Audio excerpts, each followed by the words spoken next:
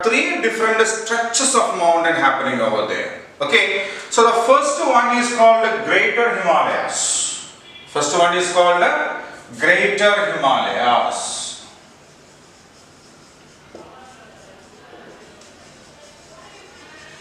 Okay, so first one is called the Greater Himalayas. This is also known as the Himadri range.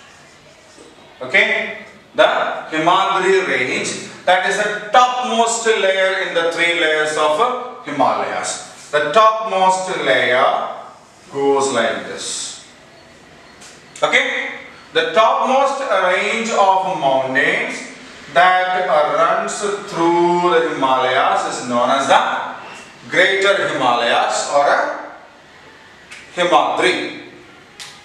Okay, the second one is called the Lesser Himalayas. The Lesser Himalayas. Okay, so the Lesser Himalayas are otherwise known as a Himachal. Okay, the Lesser Himalayas are otherwise known as the Himachal, and they runs in the bottom of this Greater Himalayas.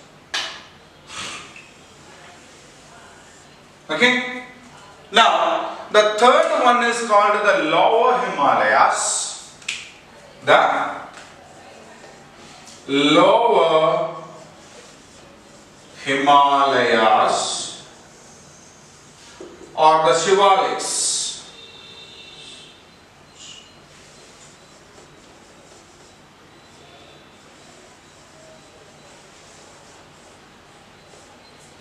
Right? So the third range, the third layer or the third parallel range of mountains is the Shivaliks that runs through here. Okay, so Himalayas are actually three parallel ranges running one after the other. Okay. Okay, so the first one is called the Greater Himalayas or the Himadri, the topmost one. The second parallel range is called the Lesser Himalayas or the Himachal, this one, the blue colored one. The third range is the Lower Himalayas, the black colored one. Okay, when we say the Himalayas, it has all these three range of mountains inside it. Okay, when we say the Himalayas or the Himalayan range, it has all the three ranges inside it.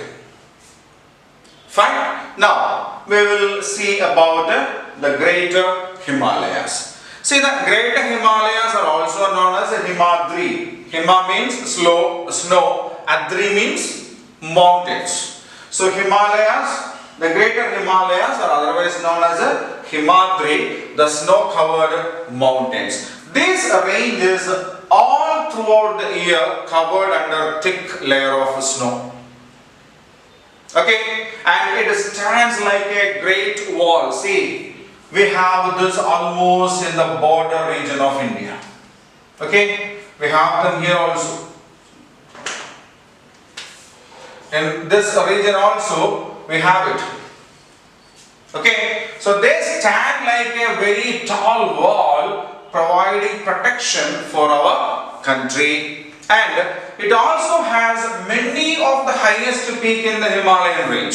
See, Everest falls here, na? Everest is here, K2 is here, K2 is here, Kanchenjunga is here, is it? Then the other peaks like Nanda Devi, Annapurna, Nanga Parbat, all these regions are, all these peaks, not regions, all these peaks actually belong to the Greater Himalayas. Okay, Greater Himalayas also are also have glaciers. So what do you mean by glacier? Glacier is nothing else but an ice river we can see. A river-like structure in which the snow will be moving like a river. Not very fast, very slowly. Okay?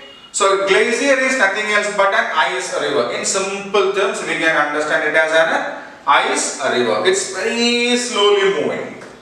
But these glaciers actually give birth to original rivers. For example, in Greater Himalayas, we have two glaciers. One is Gangotri, the second is Yamunotri. Okay, so Gangotri and Yamunotri are Gangotri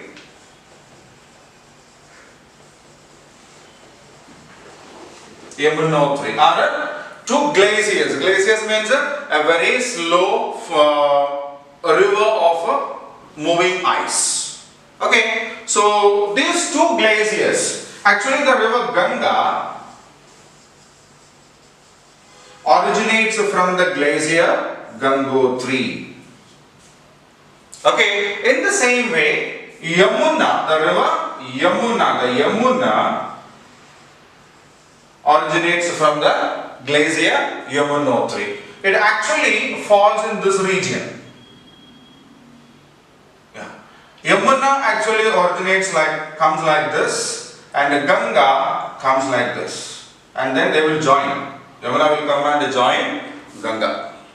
Right? So it will be somewhere here, the glacier Yamunotri, and here somewhere we have the glacier Gangotri here. It's on top. Okay, so glacier is a slow moving river of ice, which actually helps for the rivers to get the water from it. Okay, so in Greater Himalayas there are two famous glaciers. One is Gangotri, from where the river Ganga originates. The second is Yamunotri, from where the river Yamuna originates. This region of Greater Himalayas gives birth to some other rivers also. For example, the river Indus actually gets originated from here. Okay, the Indus river has its origin in India, and then it flows into present day Pakistan. And then there are Jhelum, Chenab, Ravi and Satluj. Four more rivers are there: Jhelum, Chenab, Ravi and Satluj. These rivers also will come and join Indus.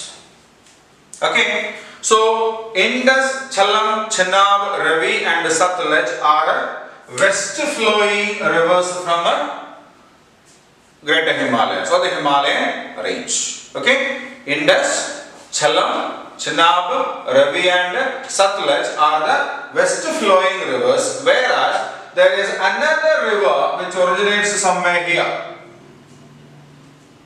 Okay, there is a lake called Manasarovar. Where is that? Yeah, just above this in Nepal we have Tibet. Okay, it's very close to that region, and from there it flows like this. Okay, I will clear that place once.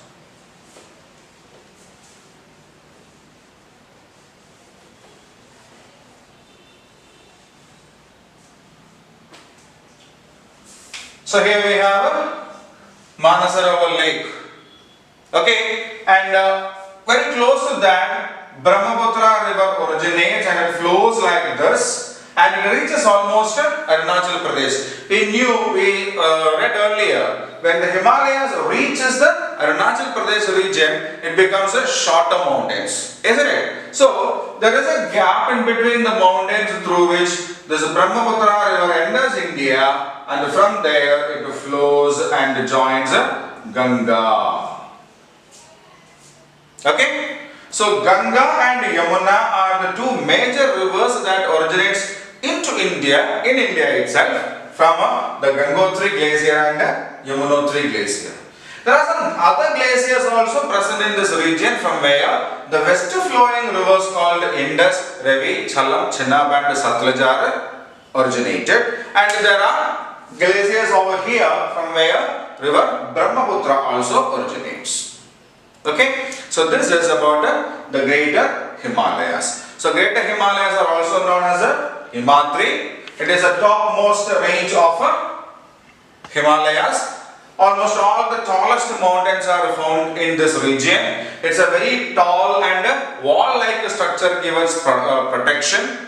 It runs all the way from Karakoram range to Arunachal Pradesh. Mount Everest, K2, Kanchenjunga, Nanga Parbat, all these highest ranges are found in this region. They have got glaciers, a very slow moving river of ice is called a glacier. Gangotri is a glacier from which the river Ganga originates. Yamunotri is a glacier from river Yamuna originates. There are some other glaciers from which the west flowing rivers like Indus, Ravi, Jhelum, Chenab and Satluj originates, and on the eastern side the Brahmaputra originates. It flows parallel to India and enters India at Arunachal Pradesh.